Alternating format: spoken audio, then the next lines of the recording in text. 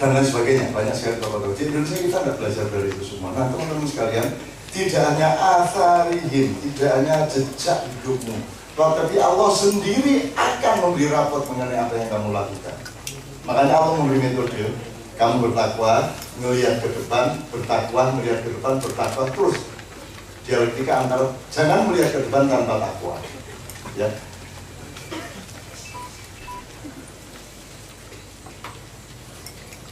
Ya ayyuhalladzina amanu, ya ayyuhalladzina amanu taqullaha faltanzur nafsum ma qaddamat lighad. Ini gaya menjam-jam. Ya ayyuhalladzina amanu ittaqullaha faltanzur nafsum ma qaddamat lighad. Wattaqullah innallaha khabirum bima ta'malun. Terus lemah akilah aku didetik-detik. Jadi ini ya itu mengingatkan pokoknya ngomong gaya Muzamil. Dia gaya begini, sing didetik ini soal ini.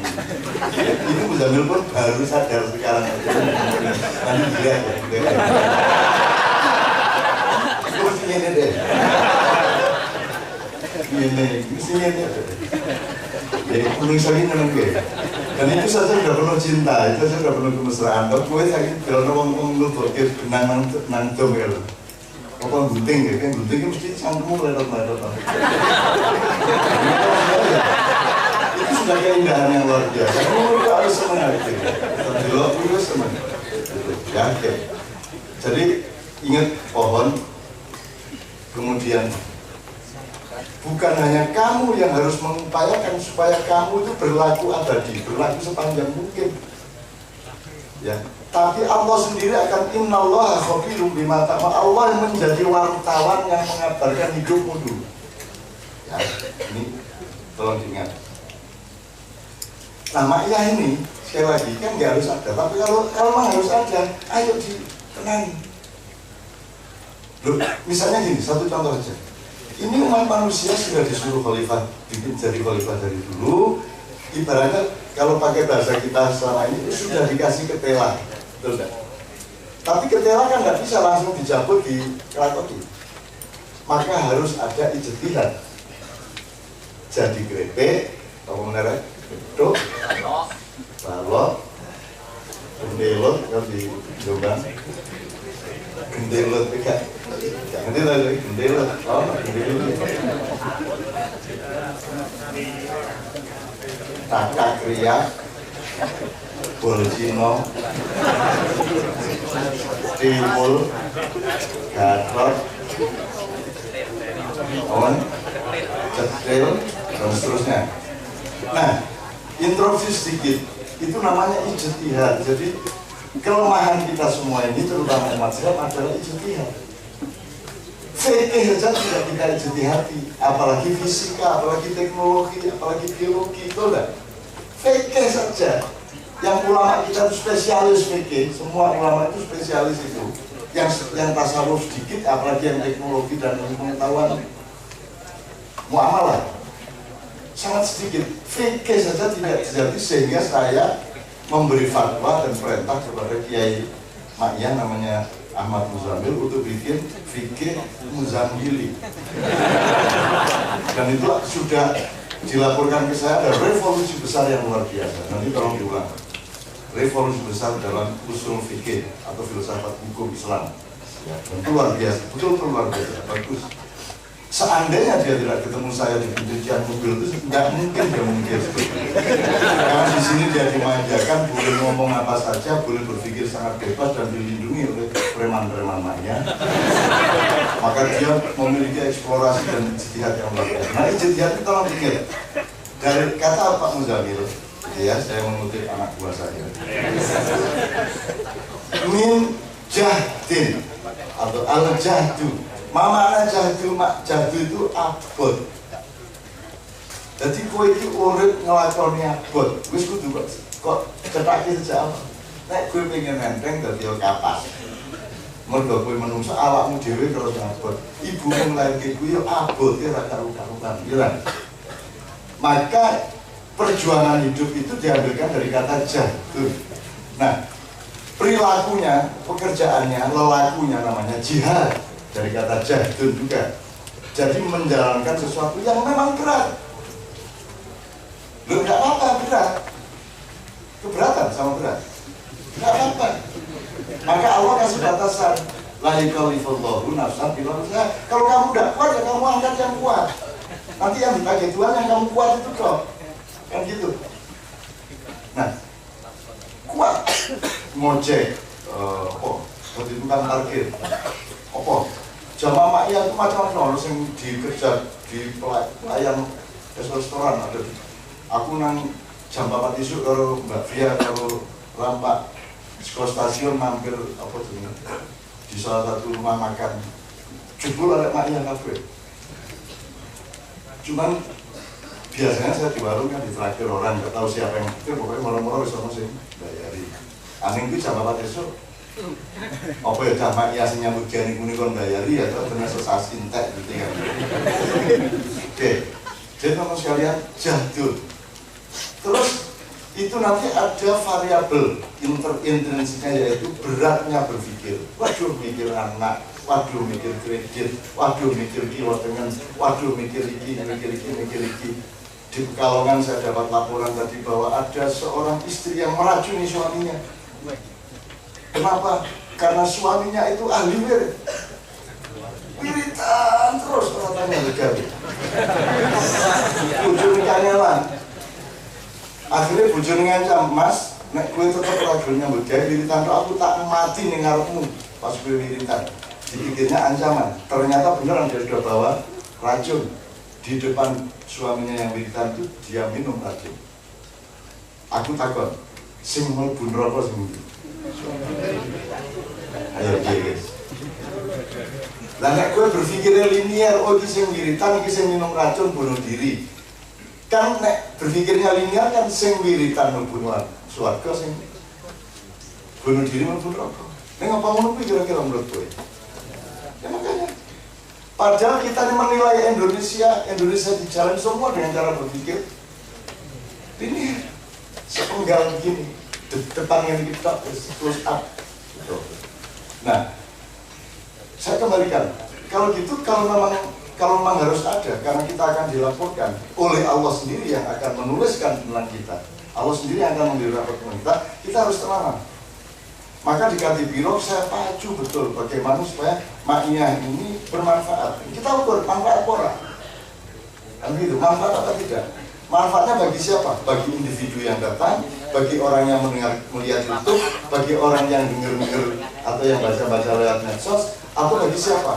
Lapisan jamaah maknya ini di mana saja. Ada jamaah padat, kalau Mas Haryanto CS menyebut ada jamaah padat, ada jamaah cair, ada jamaah izinnya kok gelombang. Aku sing di, ya Anda jelas padat. Ya, ada yang datang gini, ada yang sekali-sekali nonton ADTV, ada yang rajin YouTube, dan YouTube itu sekarang wong-wong pasar nonton YouTube. Jadi lucak wah kayak cak orang mau sampai atau ini kan itu cukup lumayan itu sinau sampai. Nah itu kan bermacam-macam. Teman sekalian, masalahnya sekarang maknya sendiri harus berjihad. Anda yang ingat jihad menjihadkan. Selama sebenarnya kalau bagi orang lain duduk jam 9 malam, bahkan dari jam 8 sampai pagi itu kan sesuatu yang berat. Tapi saya tanya, ada berat nggak? Tidak berat. Padahal ini bagi umumnya orang ini mujahadah. Hatinya berat, fisiknya berat, pikirannya berat. Nah kalau ini sudah tidak berat bagi Anda, berarti Anda dikasih tahu Allah bahwa ada ijtihad yang lebih tinggi yang harus Anda lakukan.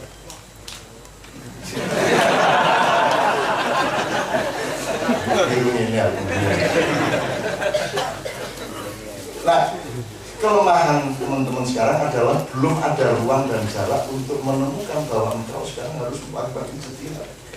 Kamu harus belajar dari semuanya. Anda punya Indonesia, terus Anda punya maknya.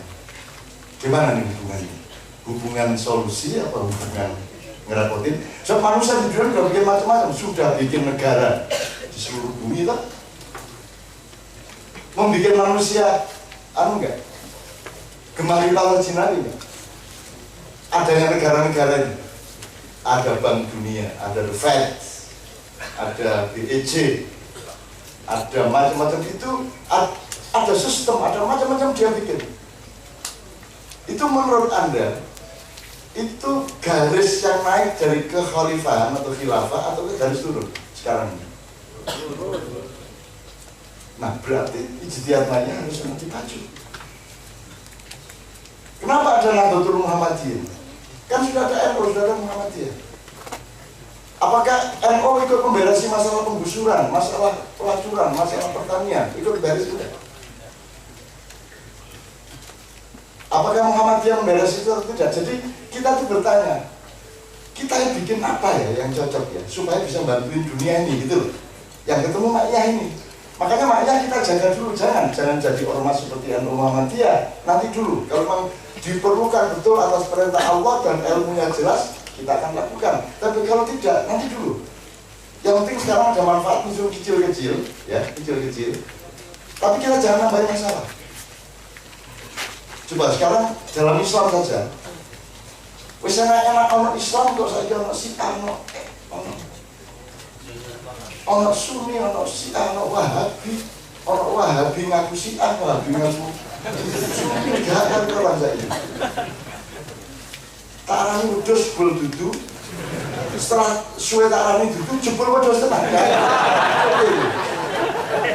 Kan gitu Mas sekarang hidup ini. Begitu tidak jelas, topengnya pun tidak hanya satu topeng, berlapis-lapis topeng. Topeng ketiga mirip wajahnya, topeng keempat mirip orang lain. Jadi kita sangat bingung melihat apa saja sekarang ini. Nah, maknya bisa apa? Itu kita cari terus. Minimum asarnya masih berada, asaruhum, jejak-jejak. Orang besok-besok bisa napak dulu.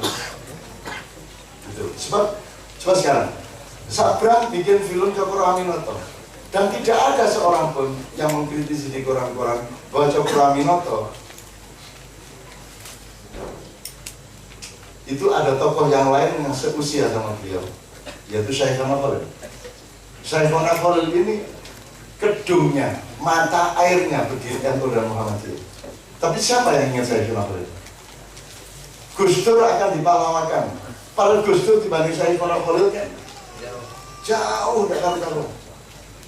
Siapa yang sekarang tahu Syekhona Khalil? Jadi begitu durhakanya kita sebagai bangsa. Nah, saya tidak ingin Ma'iyah mengalami kebuntuan-kebuntuan seperti itu. Gitu loh, makanya simbol-simbol ini memang berjitiat mencari, belum ada bentuknya loh. Kalau organisasi ada bentuknya.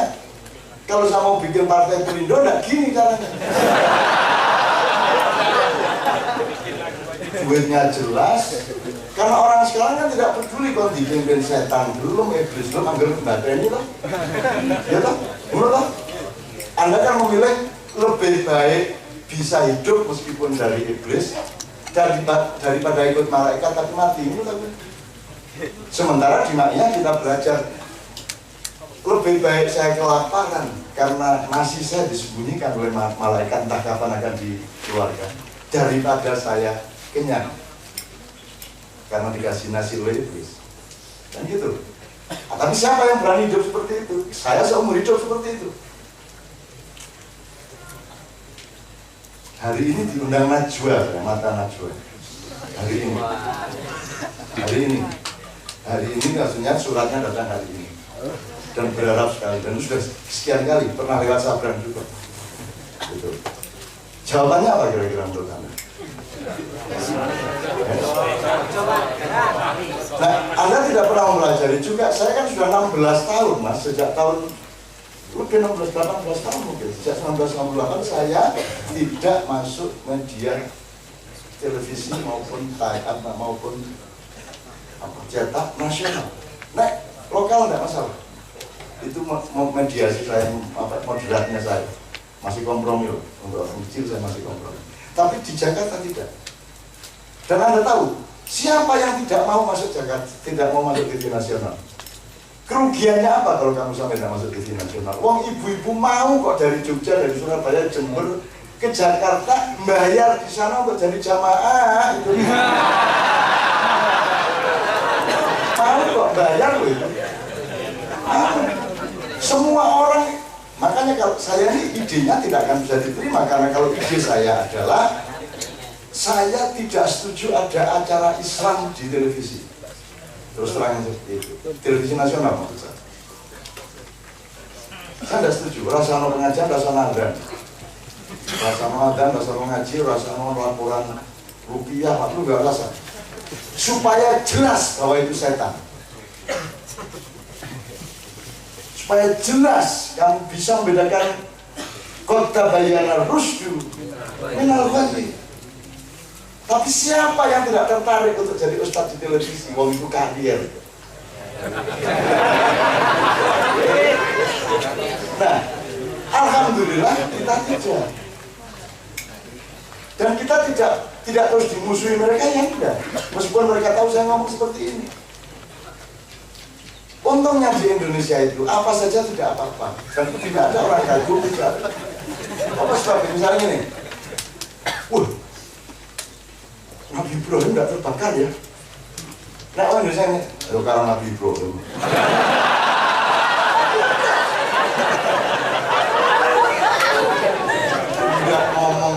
Nggak ngomong jizat itu apa, caranya seperti itu, tidak ada Nabi Ibrahim. Tidak ada orang kagum.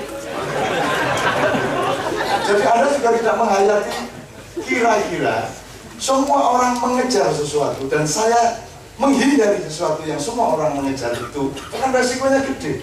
Saya kan punya anak, punya istri, saya kan harus menghidupi macam-macam. Saya punya sekolah dan saya menentang itu semua. Artinya seharusnya kan saya mati, tidak bisa makan, tidak punya rezeki. Kalau saya menolak rezeki segitu banyak, kalau itu disebut rezeki. Kalau Anda tidak mau mengetahui itu dan menghayati itu, Anda juga tidak bisa mengerti dalamnya cerita itu. Kira-kira begitu. Meskipun bukan penderitaan, ketika engkau mengikhlasi penderitaan, dia menjadi cinta yang luar biasa indah.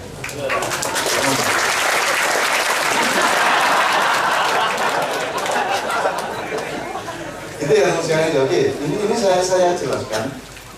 Nah, dari kapan-kapan nanti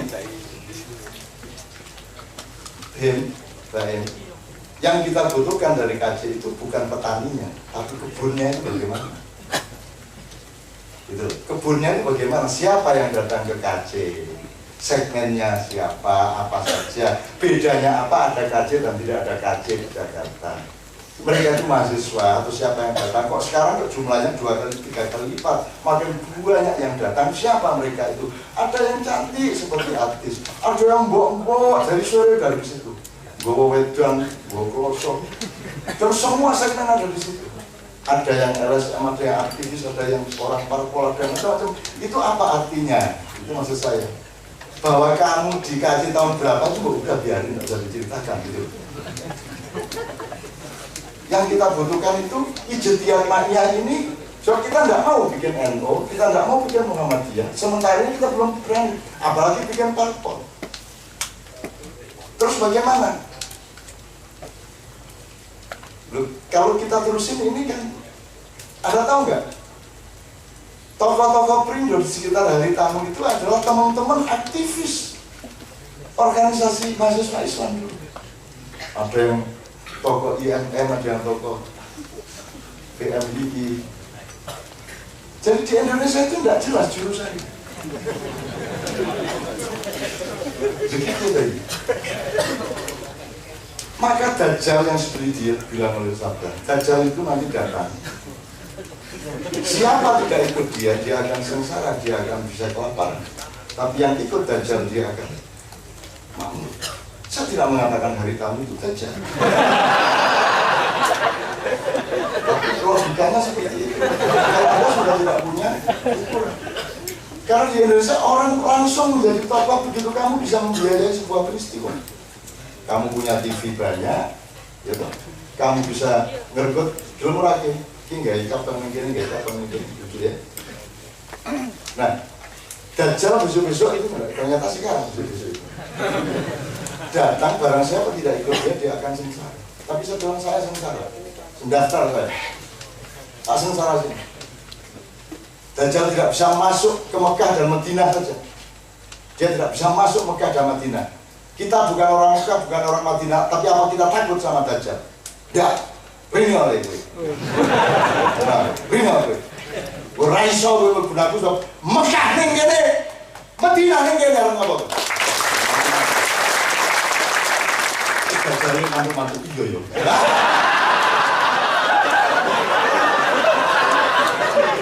Ya, masa Mekah itu bangunannya, geografinya enggak. Ya iya, tapi kan tidak 100%. Kan itu konteks untuk manusia. Itu kan nilai di mana Ka'bah ada di dalam dirimu. Orang kan juru kue sembahyang ngadep terus gegermu udah sembahyang kan ada berlapis-lapis kesadaran orang kan juru kayak raja Arab dimasuki raja Arab masuk Ka'bah yang juru sembahyang di Ka'bah itu terus bingung gitu. Oh, ngadep aku ning sekon jero. Kan salat ngadep Ka'bah. Ya toh. Iki raja Arab mlebu Ka'bah salat. Bae WA aku cak iki. Aku sembarang ning jero. Jadi ngadep ndi? Ini lho, Allahu Akbar.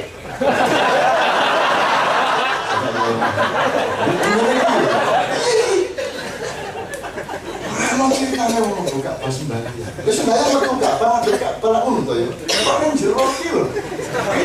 Yang nggak tenang. Jadi wong saiki iki kadang growak ndase.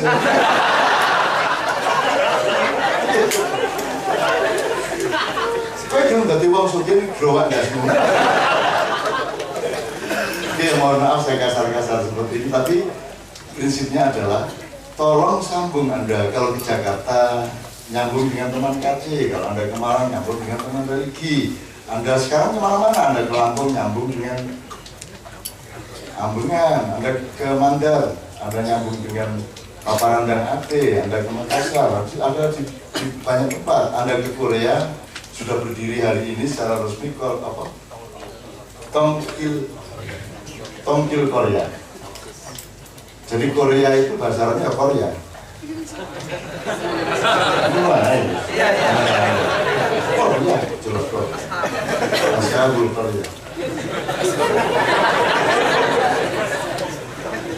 Dan itu luar biasa semangat mereka teman-teman sekalian. Mereka mengikuti setiap kalimatnya, mereka mengikuti di luar itu mengikuti. Nah, jadi kita akan dengerin tentang Mas Edot ini kan ada jarak sama kita, dalam arti dia seorang profesional Rakoyo Kue. Setiap hari beliau di Sarjito ngurusi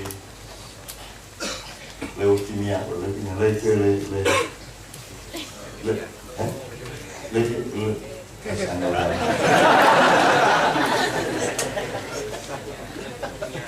dan beliau menikmati maknya itu di dalam dialektika batin dan budaya cinta beliau dengan para muslim. Jadi begitu, jadi beliau juga heran sama Allah, ya Allah kalau mentakdirkan sesuatu itu membingungkan pikiran kita, tapi endingnya adalah wis nek ngono kula pasrah mawon, ngono ta endingnya. Dan dipikir bingung tenan. Lah iya, sing sugih-sugih iki yo ora dikeki lara ngono. Sing anake wong melarat dikeki lara sing ora iso bayar wong tuane miskin. Dan Edot harus berhadapan dengan itu semua tiap hari. Nah, dari situ dia kan bisa melihat maknya itu dari tata nilainya, karena untuk itu dia harus punya dialektika keputusan terhadap setiap pasien itu. Dan dari maknya ini beliau bisa, karena Mas Edot ini orang yang waktu di Surabaya dulu apa namanya itu? Ijazah maknya, kita bikin ijazah maknya. Kita memberi penghargaan kepada orang-orang yang setia kepada kehidupan kemanusiaan dan Allah gitu, seterusnya. Nah, Mas Edot ini salah satu yang memberikan kepada saya, Mas Edot. Dia yang memberikan kepada saya teman seorang pengobat atau penyembuh atau apapun namanya yang dari wilayah tradisional, dan pidatonya Mas Edot adalah kita itu memang bangsa yang aneh. Tamu kita jadikan tuan rumah, kita yang punya rumah jadi tamu. Jadi kalau ada dokter yang asal usulnya dari barat, kita sebut mainstream. Tapi kalau ada orang ngobati dari kalangan kita sendiri dengan ilmu kita sendiri, kita sebut alternatif. Ini bahasa anak lucu. Dan kita sekarang sedang begitu, tamu kita sejak dulu yang dulu awalnya mau ngerampok sebelum berdirinya Mojopahit itu, lama-lama kita kasih tempat di kebun kita, nggak apa-apa, kamu bikin tempat di situ. Lama-lama dia beli kebunnya, lama-lama dia beli tanahnya, lama-lama dia beli rumah kita, lama-lama kita jadi pembantu rumah tangga dia. Dan ini rencananya insya Allah seperti itu. Dan sudah di set up seperti yang tadi saya ceritakan. Jadi calon presiden 2019 kan jelas mereka semua. Jadi memang ya gitu. Dan sekarang koran yang paling hebat di Indonesia itu salah satu tugasnya adalah memperbanyak informasi, tulisan, buku, dan apapun yang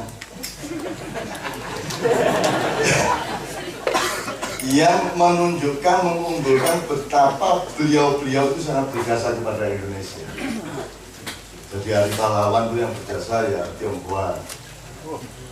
Pokoknya kemerdekaan yang berjasa Tionghoa. Saya nggak ada di Cina, saya bilang di Cina.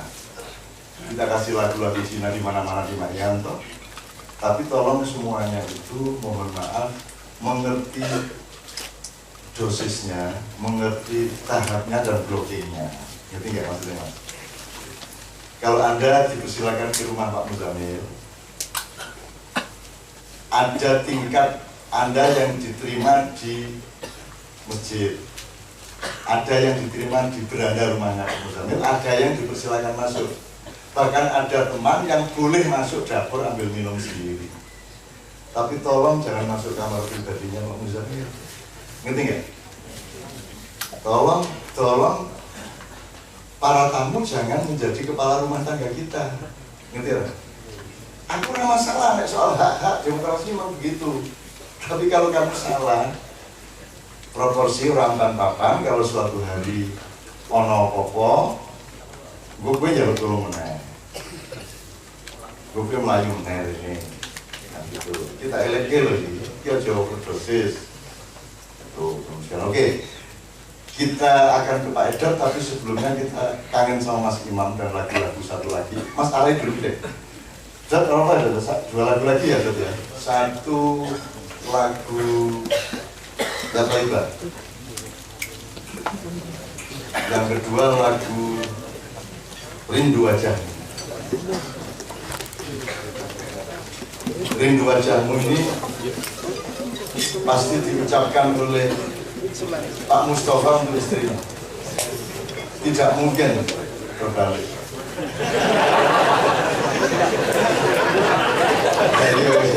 Orang mungkin Imam rindu wajah calon istrinya aja, nek calon istrinya rindu wajah Imam kita mulai. Kalau Imam kita ingat, aku soalnya dengar itu juru hina ini, pas nunggu itu aja penuh tawa. Iya kan yang itu ada yang jabatannya juru hinanya di belakang saya.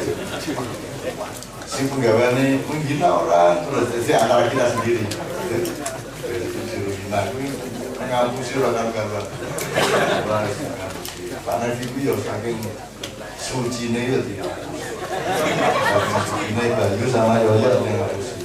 Coba teman, mentang-mentang Pak Nafi itu orang dulu. Terus waktu di PKR itu di bukit gitu sama pohon-pohon. Terus Kak ngomong Pak Nevi, ini batangnya ini bisa untuk menyembuhkan itu kerakot nih kalau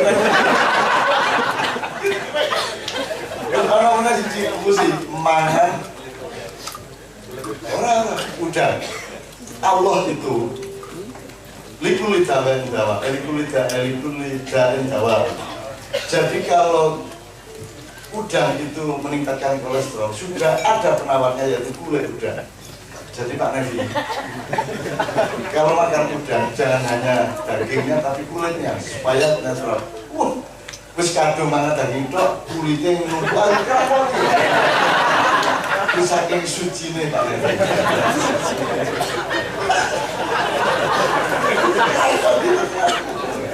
Ya, Salah ya kok dibelajar ke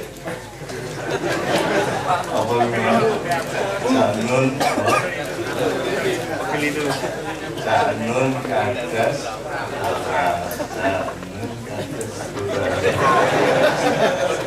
Oke, inilah Ale Nugroho dengan sebuah nomor Jatoibah, kemudian Imam Padawi dengan nomor Rindu Wajahmu. Tepuk tangan untuk cinta kita kepada mereka.